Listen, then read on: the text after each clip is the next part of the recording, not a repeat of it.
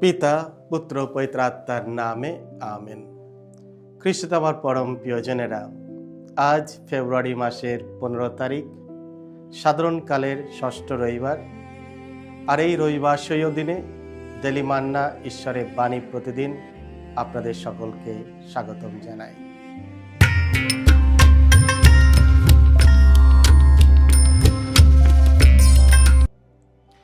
আজকের প্রথম পাঠটি নেওয়া হয়েছে বেন শিরার রচনাবলী থেকে 15 অধ্যায় 15 থেকে 20 পদ। আজকের এই প্রথম পাঠটি আমাদের সামনে একটি অত্যন্ত শক্তিশালী এবং মানবিক বিষয় তুলে ধরে, চয়েস, বেছে নেওয়া। মানুষের সামনে রয়েছে জীবন ও মৃত্যু, মঙ্গল ও অমঙ্গল রাখা হয়েছে।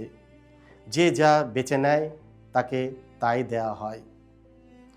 ঈশ্বর আমাদের পুতুলের মতো দেখেন না। তিনি আমাদের জোর করে ভালো হতে বাধ্য করেন না, আবার পাপের ফাঁদও ফেলেন না। বরং তিনি আমাদের সামনে রাখেন প্রকৃত স্বাধীনতা, আর সেই স্বাধীনতার সঙ্গেই আসে দায়িত্ব। আমাদের জীবন গড়ে ওঠে ধীরে ধীরে আমাদের প্রতিদিনের সিদ্ধান্তগুলোর মাধ্যমে, যেগুলি অনেক সময় নীরব, কারোর চোখে পড়ে না। শিরাক আমাদের মনে করিয়ে দেয় যে ঈশ্বরের আদেশ শৃঙ্খল নয়, বরং এক আশীর্বাদ। এগুলো আমাদের জীবনের পথে চলার দিশা দেখায়। যখন আমরা সুবিধার বদলে সততা, ক্ষোভের বদলে ক্ষমা, আত্মস্বার্থের বদলে বিশ্বস্ততাকে বেছে নিই, তখন আমরা জীবনকে বেছে নিই। আর যখন আমরা ঈশ্বরের জ্ঞান থেকে মুখ ফিরিয়ে নিই, তখন ঈশ্বর আমাদের শাস্তি দেন না, আমরা নিজেরাই জীবনের উৎস থেকে দূরে সরে যাই। খ্রিস্ট আমার পরম প্রিয়জনেরা, আজ এই পাঠ আমাদের চ্যালেঞ্জ করে পরিস্থিতি, অন্য মানুষ, এমনকি ঈশ্বরকেও আমাদের সিদ্ধান্তের জন্য দোষী না করা। কোনটা ভালো কোনটা মন্দ বেছে নেওয়ার আমাদের হাতের রাখা রয়েছে। আর যিনি সব কিছু দেখেন সেই ঈশ্বর আমাদের সঠিকভাবে বেছে নেওয়ার জন্য প্রয়োজনীয় সব কিছু দেন, অনুগ্রহ, জ্ঞান ও করুণা। আজ প্রভু আমাদের প্রত্যেককে আমন্ত্রণ জানাচ্ছে আমাদের হৃদয়ের দিকে সৎভাবে তাকাতে এবং নিজেকে প্রশ্ন করতে, আমি কি বেছে নিচ্ছি, জীবন না মৃত্যু, ঈশ্বরের সঙ্গে চলা না ঈশ্বর থেকে দূরে সরে যাওয়া। আজকে দ্বিতীয় পাঠটি নেওয়া হয়েছে করিন্থীয়দের কাছে সাধু পলের প্রথম পত্র থেকে 2 অধ্যায় 6 থেকে 10 পদ। এখানে সাধু পল আমাদের স্মরণ করে দেয় যে ঈশ্বরের জ্ঞান মানুষের জ্ঞানের মতো কাজ করেন না। তিনি এমন এক গুপ্ত জ্ঞানের কথা বলেন। গুপ্ত এই কারণে নয় যে ঈশ্বর আমাদের কাছ থেকে কিছু লুকাতে চান, বরং এই জ্ঞান কেবল সেই হৃদয়ে গ্রহণ করতে পারে যা ঈশ্বরের জন্য খোলা। পৃথিবী প্রায় সব জ্ঞানকে ক্ষমতা, প্রভাব কিংবা সাফল্যের সঙ্গে তুলনা করে। কিন্তু সাধু পল বলেন, যদি এই যুগের শাসকেরা সত্যি ঈশ্বরের জ্ঞান বুঝতে পারত, তবে তারা মহিমার প্রভুকে ক্রুশবিদ্ধ করত না। ঈশ্বরের জ্ঞান প্রকাশ পায় আধিপত্য নয়, বরং আত্মদানকারী প্রেমে। এরপর সাধু পল আমাদের সেই বিখ্যাত বাক্যটি শোনান, যা চোখ দেখেনি, কান শোনেনি, মানুষের হৃদয়ে যা ওঠেনি, ঈশ্বর যা প্রস্তুত করেছেন যারা তাকে ভালোবাসে তাদের জন্য। এটি কেবল ভবিষ্যতের স্বর্গের কথা নয়, এটি আজ থেকেই পরিবর্তিত জীবনের কথা, যখন আমরা ঈশ্বরের আত্মাকে আমাদের দেখার, শোনার ও বোঝার পদ্ধতি শেখাতে দিই। সাধু পল বলেন, পবিত্র আত্মা সব কিছু অনুসন্ধান করেন, এমনকি ঈশ্বরের গভীর বিষয়গুলোকেও। বাপ্তিস্মের মাধ্যমে পাওয়া সেই আত্মার দ্বারা ঈশ্বর আমাদের তার মতো করে ভাবতে ও ভালোবাসতে আহ্বান জানান। এর অর্থ হলো পৃথিবীর যুক্তির বিরুদ্ধে গেলেও ঈশ্বরের জ্ঞানে আস্থা রাখা শেখা। রাগ ও কামনা। আজকের পবিত্র মঙ্গল সমাচারে আমরা পাহাড়ের উপদেশ থেকে যিশুর শিক্ষা শুনি যেখানে তিনি দুটি পাপের ওপর আলোকপাত করেন, ক্রোধ ও কামনা, এবং এগুলি অতিক্রম করার পথও তিনি দেখান। ক্রোধ বা রাগ, যে কেউ নিজের ভাইয়ের ওপর রাগ করে তাকে তার জন্য বিচার সভায় জবাবদিহি করতেই হবে। মতি 5:22। রাগ বা ক্রোধ হলো অন্যের প্রতি হৃদয়ের ভেতরে জন্ম নেওয়া ঘৃণার মনোভাব। রাগের মাধ্যমে আমরা শুধু অন্যকে আঘাত করি না, শেষ পর্যন্ত নিজেদেরও ক্ষতি করি। রাগ ভালোবাসা ধ্বংস করে এবং ঘৃণা গড়ে তোলে। রাগ ক্ষমা ধ্বংস করে এবং প্রতিশোধ গড়ে তোলে। রাগ বা ক্রোধ বন্ধুত্ব নষ্ট করে দেয় এবং শত্রুতা সৃষ্টি করে। রাগ যোগাযোগ বিচ্ছেদ করে এবং বিচ্ছিন্নতা সৃষ্টি করে। ক্রোধ শান্তি ধ্বংস করে এবং সংঘর্ষ সৃষ্টি করে। ক্রোধ আনন্দ নষ্ট করে এবং গভীর আঘাত তৈরি করে।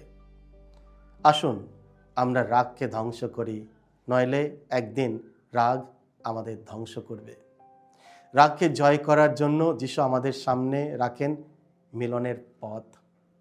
যিশু যখন বলেন যে, যখন তুমি বেদিতে নৈবেদ্য উৎসর্গ করতে যাচ্ছ আর হঠাৎ মনে পড়ল যে তোমার কেউ ভাই তোমার প্রতি অন্যায় করেছে, তুমি সেই নৈবেদ্য সেখানে রেখে আগে যাও, তার সঙ্গে সদ্ভাব মিটাও, তারপর এসে তোমার সেই নৈবেদ্য উৎসর্গ করো।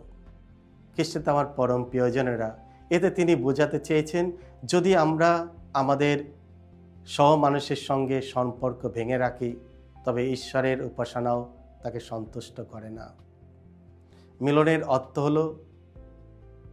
মিলনের অর্থ দুই দিকেই রয়েছে। যদি দোষ আমাদের হয় তবে বিনয়ী হয়ে ক্ষমা চাইতে হবে। যদি দোষ অন্যের হয় তবে উদার হয়ে ক্ষমা করতে হবে। উভয়ে আমাদের অন্তরে শান্তি আনে। তাই প্রতিশোধ নয়, মিলনকে বেছে নিন। কারণ রাগ দেয়াল তোলে যা আমাদের আলাদা করে, আর মিলন সেতু তৈরি করে যা আমাদের যুক্ত করে। ক্রোধ যদি ক্ষত হয় তবে মিলনই তার আরোগ্যের প্রলেপ। কামনা, যে কেউ কোনো স্ত্রীর দিকে লালসার চোখে তাকায়, সে মনে মনে তার সঙ্গে ব্যভিচার করেই ফেলেছে। মতি 5:28।